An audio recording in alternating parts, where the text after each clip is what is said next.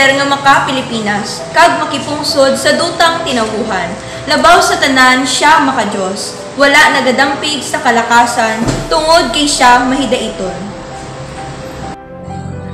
Botohon ko ang lider nga makatawo kag may respeto sa kabuhi kag pamilya. Siya magtarong kag patas makigiyupod, maukod, magbulig, sa pagkabutwa sang tanan, makaustisya, may kabalaka, kag inulik doon sa isig katawo. Botohon ko ang lider nga nagaupod sa tanan, kag wala nagapangbiya, sarang makapatigayon sang kaayuhan sang tanan. Makalayi, makakamatuoran, kag may matinaw nga pananaw sa bag-o nga buwas damlag. Butuhon ko ang isa ka tawo nga makakahilwayan, isa ka lider nga madunang manggad. Isa ka Pilipino nga may kabilingdan kag may matarong nga pagpangabuhi sa hunahuna, sa pulong kag sa buhat.